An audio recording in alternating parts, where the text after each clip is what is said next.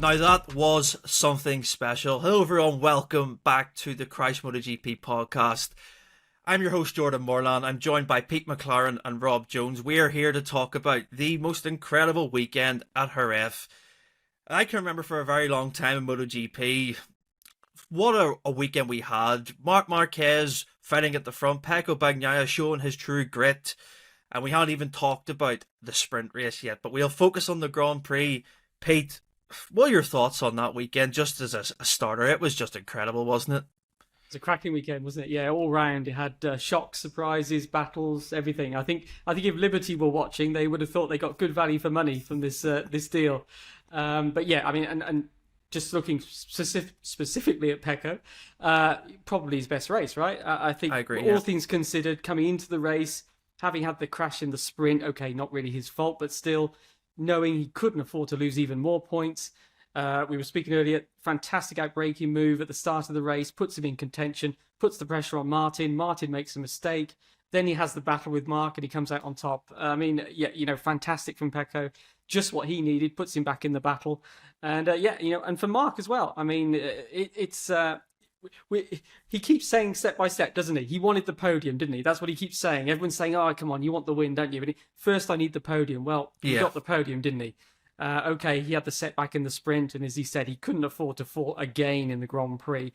And I think he was a little bit tentative in some of those battles with Pecco when you compare it to the battles he was doing in the sprint on Saturday. Anyway, he knew he couldn't afford to fall down again. He didn't. He took the fight to Pecco as well. And he's come away. And there's only one place he can go from now, isn't it? And that's the top step of the podium. So he's got the podium he wanted.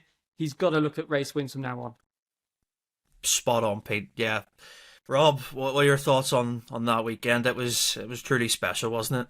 Yeah, just an incredible weekend of racing. I mean, Kota sort of surpassed anything we've seen in a long time, just in terms of the competitiveness from a lot of riders and a lot of different manufacturers. But I think in its own way, to have a battle like we did, I mean, there was a battle already brewing in the sprint with Marc and Martin, but then obviously to have the Grand Prix and that sort of race where you could feel it was building to a crescendo, and obviously Marquez had the pace once he got past Bezzecchi, and then Bagnaia was sort of trying to hold on, but at the same time, he spoke about it after the race, had a plan of how to try and deal with Marquez's attack, and to do that when they're pushing at the speeds that they was incredible. It was just a fantastic advert for MotoGP once again.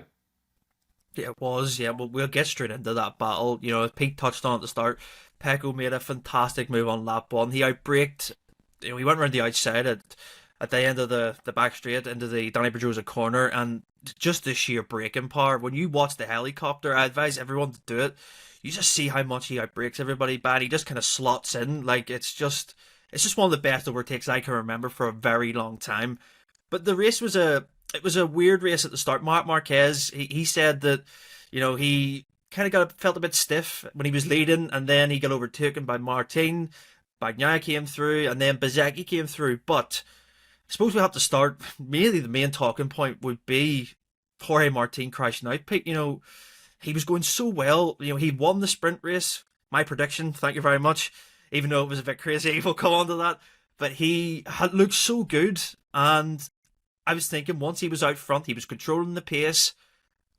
But then pressure from Pecco, he loses the front at the Pedrosa corner. A big DNF and a big swing in the championship, really, as well. I suppose having not really given him enough credit for all of the good results he's had this year, we shouldn't jump on him too much for one mistake. Yeah, true. But undoubtedly, it was a mistake. And I think the biggest issue really is that he doesn't seem to know why it happened. I know there's a lot of theories about maybe he's offline, maybe it was the pressure with Pecco, whatever. But for Martin himself, he's saying, well, I don't know why I crashed. And that's going to be a bit of a concern, isn't it? Because if you know exactly what you did wrong, you can obviously make sure you don't do it again. I think that's a bit of a concern for him that he needs to get to the bottom of this and put it behind him. But the first crack, wasn't it really? Until then, everyone else had been making the mistakes. I think other than Bastianini, who's been doing a decent job. But, Martin's been winning. As you say, he'd won on the Saturday again. Yeah. Got the maximum points again. Built his championship lead, 29 points or something, which is pretty decent at this stage. Yeah, it was. and then down he goes, and sort of combined with Pecco having this comeback. And now Pecco's in the second in the championship, isn't he? He's right back up there. It just shows how quickly things can change in the space of one race. Exactly. At one point, actually, they put a graphic on the screen during that when he was leading and Pecco was in second. It was actually a 47-point lead still.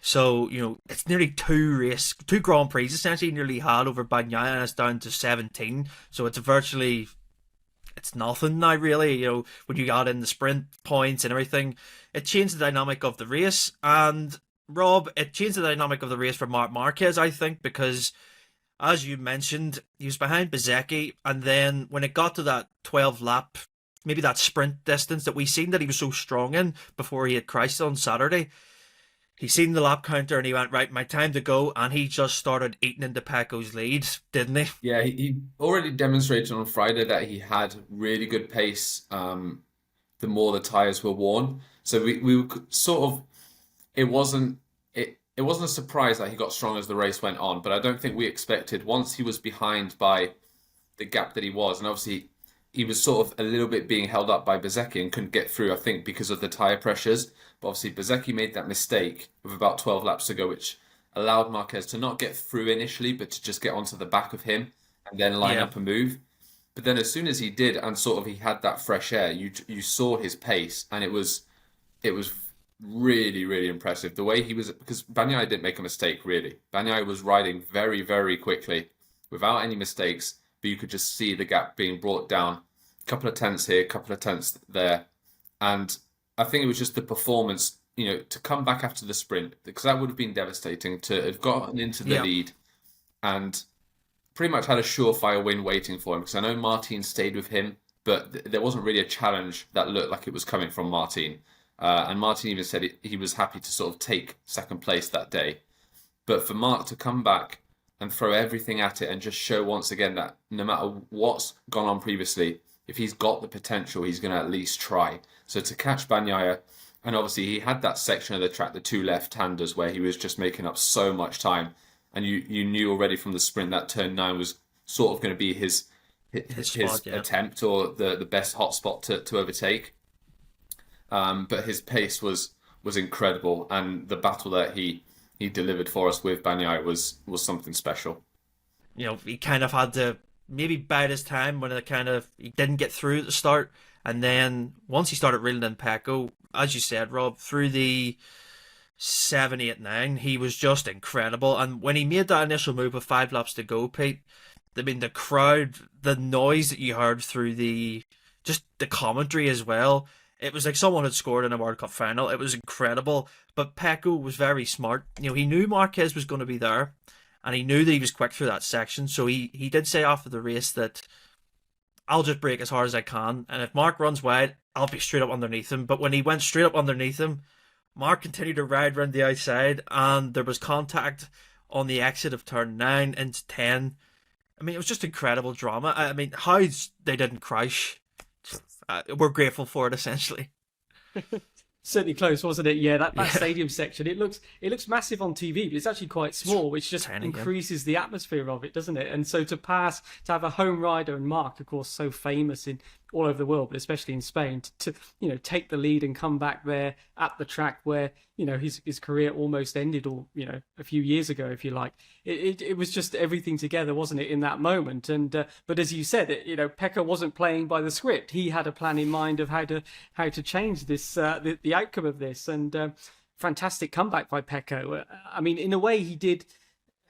Did he learn from the Portimao incident? I don't know. In the Portimao incident, he didn't get far enough alongside, did he? So that when there was contact, they both went down.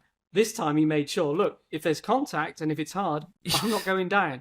So, in a way, Pecco set the rules of engagement here now, hasn't he, as well? This is quite interesting. He set the rules as it's okay to touch another Ducati rider with your front wheel as long as you both stay upright. So that's now the level, isn't it? When they next battle, and we've got to believe they will, we know that's the standard. The standard is that you can make contact with another Ducati rider as long as you don't take them down. We saw lots of tense faces in the Ducati garage, didn't we? Because they could see, and I think a lot of us, when we saw Pecco make that contact with Marc, it was, here we go, Marc's going to give it back to him. Yeah. Because we'd seen in the sprint race, and we know that's Marc's style. But he didn't. He held back. He didn't just run it into the last corner. Okay, he was too far behind on the last lap, but he was certainly close enough before then, wasn't he, to have made a lunge back. But he didn't. He kind of controlled himself. And, again, that's maybe thinking long-term, thinking about the future. And as he said this weekend, he wants a factory bike next year. And he kind of made clear he wants to be in the factory team, not just the factory bike. The last thing that you need if you do that is to take out the star of the factory team. So I think all boxes ticked by Marc in that respect. And a great weekend all round. They're not on the same bike, of course. Marc is on the year-old bike. We have to say that. On the other hand, let's be honest here. The other GP23s were closer to Marc this weekend. They were, you guys have mentioned.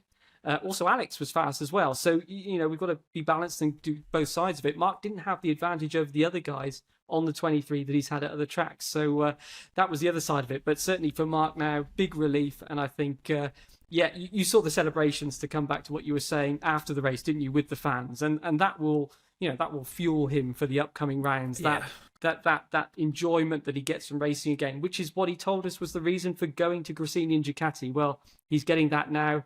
Let's see where he goes from here.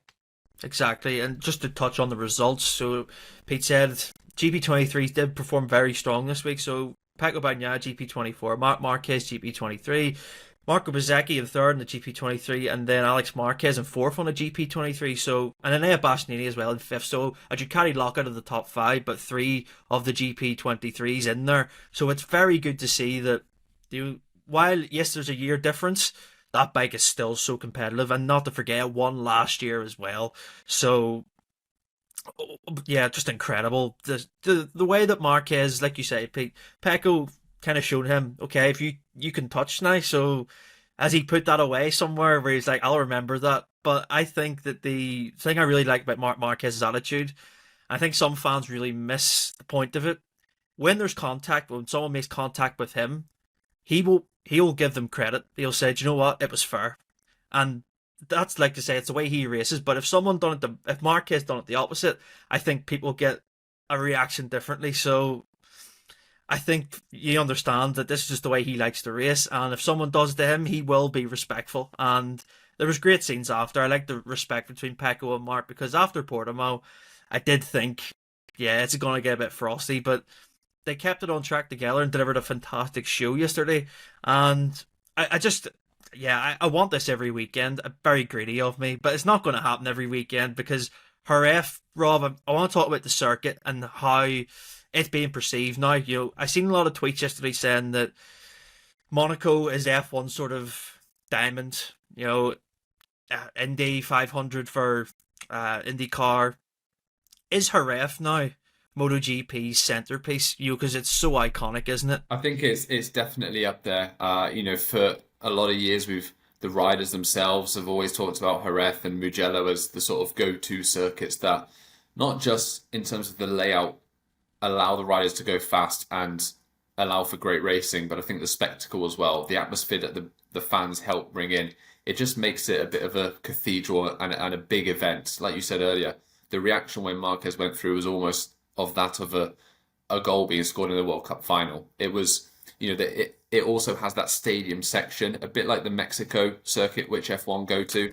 Yep. Which again, just has the potential to allow for so much, for the fans to just really get involved. And I think Jerez is that circuit which just blends all of that together. It's a fantastic layout. All the riders enjoy the circuit. It helps, I think, that they all know it so well from testing.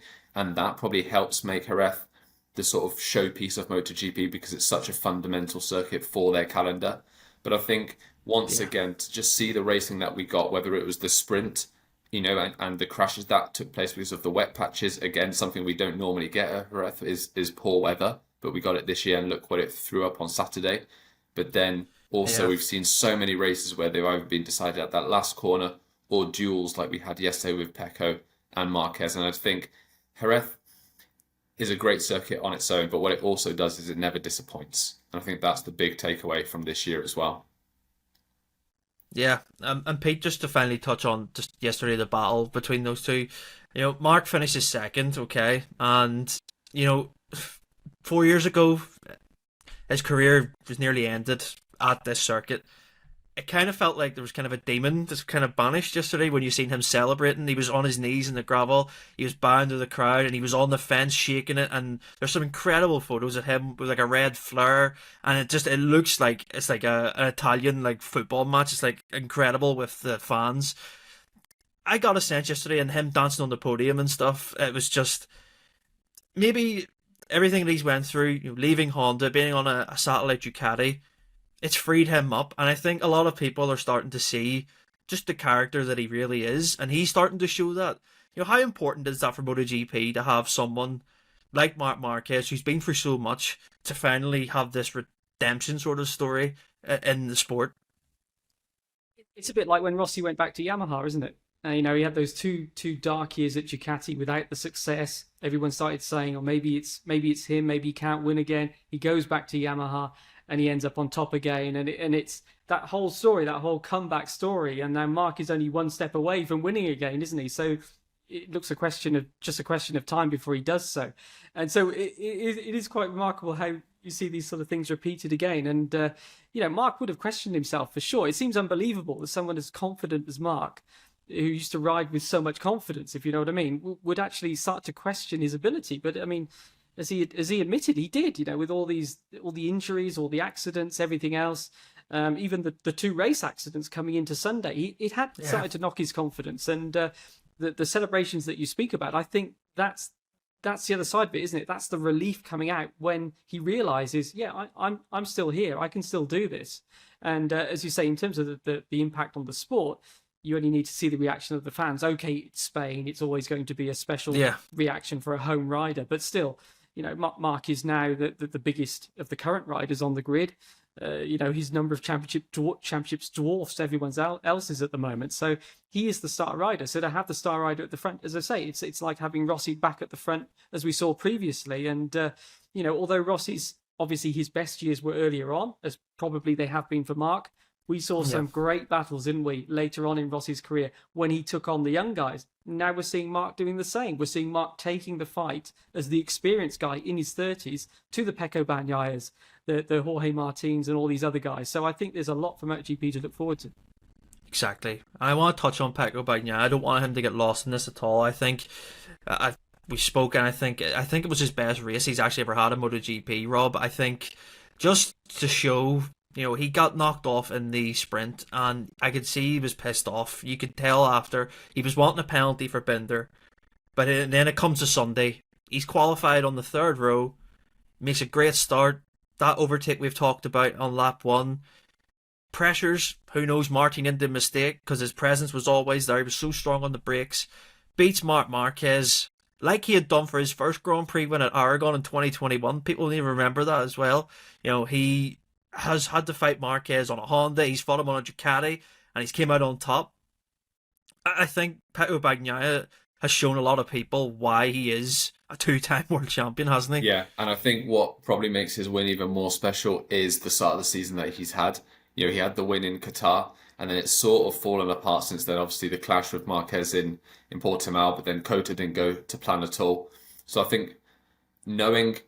from his perspective, Bagnaia would have known that he needed a big weekend, so the pressure would have been on him. And then on top of that, to go out in the sprint the way he did, the pressure was mounting, not only to just secure a big result, but because Martin was being so consistent at the front of the championship.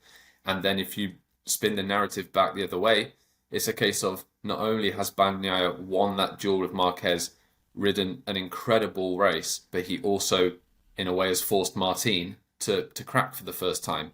So I think if you put all of that together, it's an incredible performance, and one that does just show why he's a two-time world champion in MotoGP, and why, until it's mathematically impossible, you're always going to suspect that Bagnaia can make a late charge, because he's got those sort of performances in him where it's either through him being the fastest, or what he also, I think, does probably better than any other rider, is the way he can absorb pressure. Because any other rider would have probably folded when Marc had come through the first time yesterday at turn 9. But Bagnaia was smart, and he knew, okay, this attack's going to come again, and then I'll put my best pace down, set an incredible lap. I mean, that 37.4, I think with, was it 2 laps to go?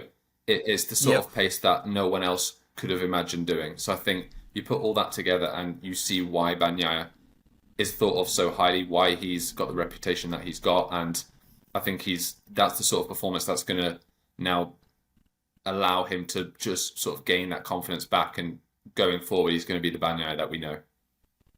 Yeah, no, you say that lap he done, it was a 37.4, and you could visibly see on the camera the gap that he had put between him and Marc did not do a slow lap. He done a 37.7 or an 8 or a low 8, and it was a great lap as well, and it just broke Marc for that one lap where it made him go, okay, Pecco has really stretched this, and I think it kind of, there's a lot of respect there in that sense. Marc said after that, wow, that shows how much he really wanted it, and I had to give so much credit to Pecco, because when champions get knocked down, sometimes people write them off very quickly. And we've seen it actually a lot through Pecco in his MotoGP career. People say, oh, what's he done? He's blown it. But throughout 2022, when he made that incredible comeback, last year when he went through some struggles where he would crash out of great positions, or he'd be taken out by, say, Maverick in Le Mans, where there was that incident, people always question his mentality. And we said, Pete, on previous podcast, he always bounces back. And I think now, outside of Marc and maybe a few others, he is an ultimate Sunday rider when it comes to a Grand Prix. Say if it didn't go his way in a sprint and he has something on the line, he is just incredible. And I have to tip my hat to him. I think it's just, a proper champion's performance. And I think it was his best win in MotoGP to date. So, 30th Grand Prix win as well in his career, 20th in MotoGP. So, Pecco is going up the numbers slowly. And I think people forget that, he's got 2 world titles in MotoGP. He's got 1 in Moto2, 30 Grand Prix wins overall. It's creeping up them statistics boards. So a fantastic weekend for him. Now, I want to talk about race direction and a few things that happened. So, in the Grand Prix, there was 3 incidents yesterday. There was one with Pedro Acosta and Johan Zarco on lap 1. That was no further action. There was Alicia Spargo and Johan Zarco at the same corner where Alice and Zarco both went down. No further action. Then the one that I think should have been a penalty but wasn't, the Frankie Morbidelli, Jack Miller incident where Frankie was up the inside, lost the front, wiped out Jack. Hey, race direction had a lot of stuff to deal with yesterday. And again, last year there was penalties for things that shouldn't have been penalties. But there should have been penalties yesterday, I think, and we didn't get any. So where do race directions stand? Are we just going to continue with this no further action, or is it going to be a change again? Because the consistency is a real problem, I think. It sort of started on the Saturday, didn't it? After the sprint race, there was a lot of riders unhappy with some of the moves that Marc had made. And he got a demote one place, drop, wasn't it? Yeah. Yeah.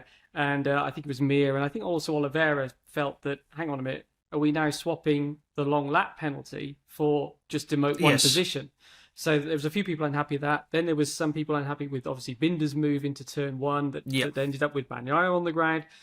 So that seems to have been more of the topic of the arguments, if you like. The Sunday instance, it sounds like Zarco and Aleix were, they sort of settled it between themselves, if you like. They both understood each other's point of view, but Zarco seems to have been angry then about previous decisions or something that they don't know where the line is.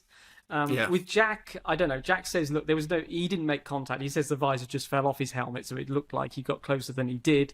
I mean, you can understand people getting angry. I don't blame Jack for screaming and shouting. I mean, he's just been taken down in a fast corner. I mean, it's a scary thing. It's you jump out of a moving car. You're going to be a bit shaken up by it, aren't you? So he's disappointed. He's angry, and he lets off a bit of steam. But I don't think there was actually any physical contact between them. So it's one of those things. Whether it should have been a penalty is a different matter again. As I say, in the end, there was no. I think quite a lot of people were surprised that there was no action taken for any of them. It seems like the only action would have been that the Acosta and Zarco one, which would have been a demote one position, but it's sort of Zarco ended up dropping back anyway, so they decided not to. And so the only guy that got penalties on Sunday was Augusto Fernandez, who lined up in the wrong place on the starting grid.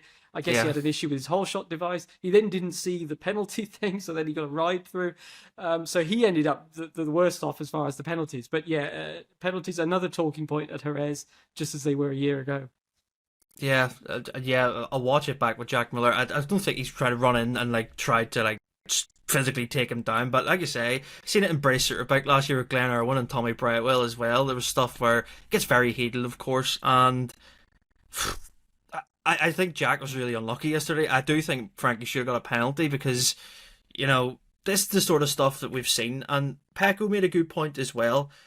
When him and Mark collided in Portimao, they spent 1 hour in the race direction, essentially, trying to fight the case.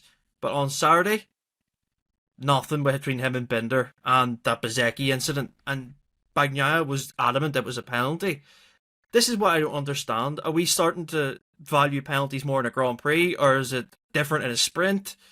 Rob, where do you stand on this? Because I do think, the move that Binder put on Pecco, he was very much on the curb on the inside, and yes, it didn't help that Bezzecchi had ran wide slightly and Pecco was just sandwiched in the middle, essentially, and Brad didn't even know that Pecco had crashed as well. So where do you stand on just how penalties are handed out?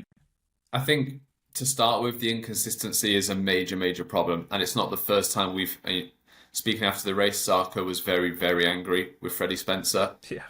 The problem is it's not the first time that riders have been upset with the way Spencer has either dealt with situations or in some cases not really dealt with them. And I think that's a big issue at the top of the line, that riders aren't getting clarity, because I think the fact that they're not getting clarity is they're not helping the racing in the sprint and the Grand Prix, because they don't know what is going to be a penalty and what isn't going to be a penalty. For me, personally, I think regardless of what race it is, penalties have to be handed out, or the racing, the incidents that take place, they have to be evaluated the same, because at the end of the day, it's a race. Yes, less points are given, and it might be a more chaotic race, but that shouldn't alter how a penalty or an incident is viewed, because the riders are in control of how they're racing. So the incident with Binder, he wouldn't have known where Bezzecchi was and if Bezzecchi had closed back in towards Bagnaia, but at the end of the day, Binder was very, very aggressive, went for a gap that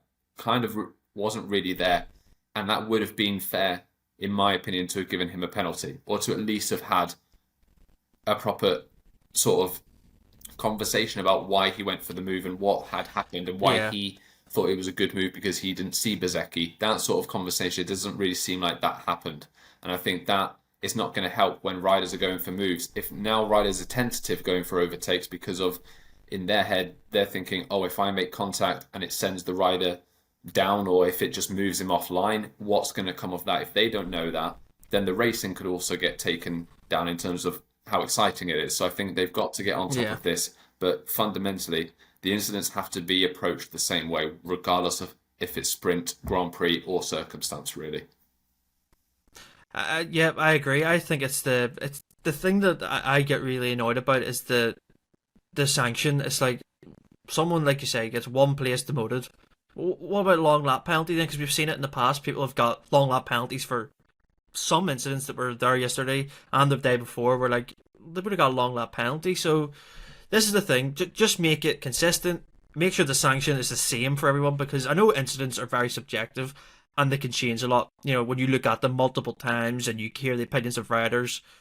But they're not doing themselves any favours, and I don't want to be talking about penalties every single week. And yeah, the riders just seem to be just as confused as everyone else, because they're trying to work out, as you say, where the limit is and what is a penalty, what isn't. So yeah, I have no idea what's going to happen.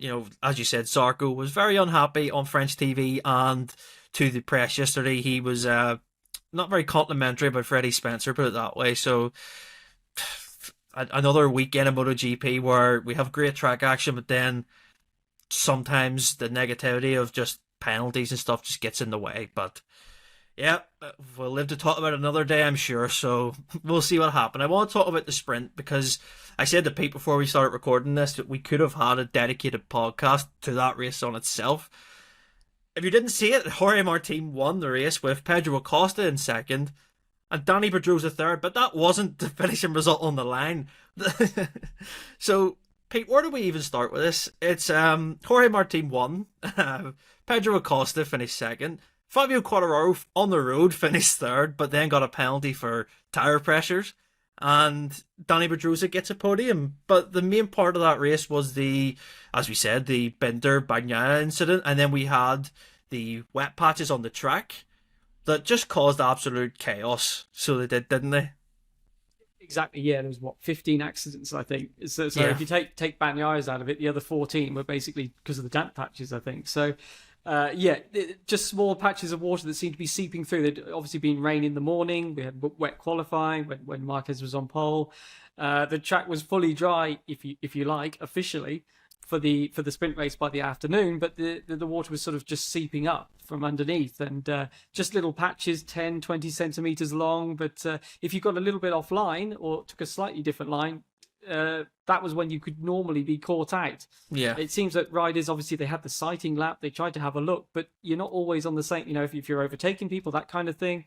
You're not taking the same line every time, and a lot of people caught out by it, and then just when we think all the drama is over, and as you say, people like Quartararo have gone from 23rd on the grid to third. Yeah, ridiculous. We then have 5 riders getting post-race tyre penalties, which now is 8 seconds, and that completely shifts the order, and that's the main ones that were affected, obviously Quartararo and also Raul Fernandez. So that drops those guys down the order, and suddenly Pedrosa's on the podium, if you want to call it a podium. The ceremony, this is hours obviously after the ceremony has taken place. So the KTM guys, they go and get the podium, bring it into the paddock, put it at the back of the trucks, and Quartararo comes and brings the medal, doesn't he? The third place He signs medal. the back of it. He said, enjoy, Danny, with a smelly face, signed it. So we have good. Which is good of him, yeah, exactly. Which shows a lot about Quartararo as a person. It does, as well. So, and they bring a bottle of champagne and everything else, and they have a ceremony there at, I don't know, 6, 7 p.m. at night. So, yeah, just and of course, Marc Marquez falling from the lead. So, an awful lot went on in that race. And, the sprints are always action-packed, aren't they? But I think that's probably the most chaotic that we've seen so far. It was absolutely... It was just crazy. I couldn't... That lap 9 was just... Honestly, I think I'll never forget that lap, because it was like... I said to Rob, the broadcast, you just seen there was no Alex Marquez, and I was like, oh, he's Christ. But there's no Binder, there's no Bagnaia, and then they cut to the gravel trap, and they're all looking confused at each other, like, what has happened, Rob? And then... As you said, the replay, we talked about it, the replay is showing that, and then it cuts back to the helicopter shot, and then it just shows Marc Marquez losing the front at turn 9. And then the lap after, Maverick Vinales, a great comeback ride, essentially. Yes, he's got lucky, he's in third. Same corner, turn 5. He loses the front then, and you're thinking, what is going on here? And it was just, a lot of people split opinion, saying it should have been red flagged, but the riders' majority, they said nothing really could have been done. They knew that these patches were here, and it was just essentially trying to manage it. And yeah, how do you even sum up that sprint, Rob? It's just crazy, chaotic, wild, unprecedented. I don't know where you start. It was a crazy race. Obviously, I think to your point, I don't think it should have been red flagged. It's a bit different if oil is on the track or there's debris. Yeah. I think the fact that it being wet patches, it was just a case of essentially just trying to survive the tricky conditions, because for the main part the circuit was very, very dry. So it's just a case of, I think, because these riders were pushing so hard, just being slightly offline, and we're talking centimeters, and you hit that damp patch and down you went. Like you said, that lap 9 where Alex Marquez had gone down, you sort of heard the commentary sort of say, oh, someone's gone down, and the yellow flag had come out immediately. But you're thinking it's just maybe one rider, and then you've got all 3 riders just flying through the gravel trap and then standing up and hands out like, I don't really know what's happened. Then you, as they were showing the replays, you sort of heard the Spanish crowd gasping, and you knew the only person who was having that sort of reaction all weekend was Marc Marquez. So it's kind of like, you're thinking, what's happening? As they cut back to the helicopter shot, he's obviously just losing the front. First of all, fantastic work by the helicopter shots to get that. Brilliant, yeah. To have the Bagnaia overtake yesterday. They got some really cool shots from that weekend, but just a crazy race. And then, like you said, with Vinales, the most surprising third position he could have been in. And then for half a lap, it's looking like his championship charge is on again. Exactly. After Cota. And then he goes down, sort of immediately gets up and is thinking, what the hell's happened there? So The downside is, are we going to see a sprint like that again? That's the only fear. Probably not. Because it was so dramatic. But, even reporting on the race, I don't know what it was like for Pete. It was hard keeping up with what was going on. There was a lot of action, and you're thinking, what am I missing next? Instead of what am I going to see next, what am I missing? But just a fantastic race. Obviously you don't want to see riders crash, but it just once again, the advert for MotoGP is you can't see this sort of racing anywhere else. How dramatic it is, how much these riders are pushing to the limit, and I think the sprint race, obviously the contact we don't want to see. That results in Bagnaia going down, and it's another big name losing championship points that we don't want to see. But it just an unbelievable race, and hopefully we get more like it. Yeah, well, if we get another sprint race like Jerez 2024, I think I don't know where it's going to happen, but if you're out there somewhere in the future, my God, yeah, incredible. And just looking at the results, I have them in front of me. Marc Marquez crashes out of the lead. He still finishes after the time penalties and stuff in 6th place, and he gets 4 points. And just little things as well. Frankie Morbidelli gets a 4th place. Augusto Fernandez is in 7th. Miguel Valverde in 8th. Joan Mir gets a point after losing out in the points and then getting one eventually after the time penalties. There was Zarco as well at the final corner. He was going to get 6th. I forgot about that. He just crashed at the final corner last lap. A lot of personal bests for a lot of riders this weekend in that race. And just like you say, Fabio Quartararo, 23rd, beat the 3rd, well, 5th in the end. But, I mean, just incredible when you think about what happened in that race. I think we're not going to get it every week. It was a one-off, but it just shows. Just MotoGP is just so unpredictable in the sprint races. I'd say delivered, but, it was just... I didn't know what to look at, where to watch. I was just kind of so zoned in on it that I was just thinking, what's next? But, yeah, we got a good Grand Prix, and that's the good thing. And I think we'll just finally touch on testing. The riders are currently testing as we're doing this podcast. Pete, just to talk about Yamaha and Honda, because I assume that they're the two that are going to bring the most because of concessions and everything. They had a very difficult weekend in the Grand Prix. Fabio Quartararo and Alex Rins reporting arm pump because of the heavy M1 Yamaha now as well. What's going on there? Well, it just sums up the extent of their problems, doesn't it? That one of the best handling bikes on the grid is now one of the hardest to handle. And Rins sort of revealed that, he's had arm pump problems ever since the first race on the Yamaha that he did it in Qatar. So, clearly they have a lot of work to do on the handling side of things. There's been a lot of attention on the engine, isn't there? The straight line performance and all that kind of stuff. But it's a bit like with Honda. Honda have lost their strength on the front end and braking, and Yamaha have lost their strength in the cornering now. And as they sort of try and address the other areas, they've lost what they did have with the bike that was working well. And they'll be looking to get that back. As you say, a lot of parts on track. Obviously, teams are very secretive about what they're testing. But Yamaha, aero for sure. I think electronics, chassis. Question mark over the engine. They don't quite like to be quite so open whether they'll be testing an engine, but you've got to believe it's in the pipeline. And also for Honda, it seems like the more Joan Mir is sort of most open about it. He's obviously been on the bike for a year now, and he's kind of like, well, look, we've changed just about everything else. So he leaves everyone to complete the sentence. If you've changed everything else and it's still not working, what's it going to be? So whether they'll have one today, who knows? Obviously, Bradl was there as a wild card this weekend. Cal wasn't there for Yamaha as a wild card, and he's not testing today either. But a lot of new parts at Yamaha, lot at Honda. You've got to believe. Aprilia, obviously, that they were out there with Savadori on a lab bike. Wasn't quite clear exactly what they've got. Not a carbon frame, but maybe some differences. Danny, of course, was on a what they called a different bike. But KTM also keeping their lips closed as to exactly what was different about that bike. But without doubt, Binder, Miller, maybe Acosta, who knows how many bikes they've got. They'll get to try the Danny bike, if you like, or Daniel, I suppose we should call it. Yeah, Daniel, yes. They will try the Daniel bike today at the test. So, that's and for Ducati, you would say their priority is the chatter, but actually they didn't have chatter this weekend. KTM had chatter this weekend. Exactly. So it was a strange one. It seems like more and more factories are sort of starting to think that this rear tyre, the changes that they are getting some vibration. They call it vibration because chatter's got such a negative connotation if you say you've got chatter. But it seems like, coming back to the race result, as you said, top 5 Ducati riders in the Grand Prix.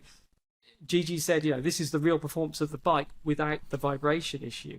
So it does just show if they can be like this week in, week out, solve that vibration issue, they're back at the top again. Maybe it was a bit of a false dawn for the other guys when we were seeing them being beaten because they had the vibration issue. But let's see, is it going to be there at Le Mans? In a way, it's a bit of a shame for Ducati, if you like, that they don't have the vibration problem, because how can they fix it if it's not there at the test? Exactly. So, there we are. So that's the trouble, because for sure that would have been maybe top of their list for this test, wouldn't it? Yeah, fix the chatter, and then they don't have chatter all weekend, it seems. So yeah, let's see what they work on. But Ducati certainly back to their best this weekend. Yeah, I want to keep it on the subject. We'll end the podcast with Gigi Drini. He said after to MotoGP.com that, as you said, Pete, they wanted to work on the issues of the chatter. But like, if it's not there, what are you going to work on? Rob, I want to focus especially on Gigi's comments about Marc Marquez yesterday. Very interesting, actually. He got pressed by, I think it was Jack Gorse or Jack Appleyard, one of the two, for Dorna. They said, what is Marc going to test tomorrow? And Frankie Carcetti said that he can't go into specifics on Twitter, but he said Marc will have 2 bikes to test. So, are Ducati starting to already switch their mentality towards Marc, being like, we've seen what you can do already, and they're going to give him bits from maybe the upgraded 2023 that we seen last year? Remember, Marc is on the base, essentially, that Zarco had from last year. Is he going to get the sort of fork-mounted winglets?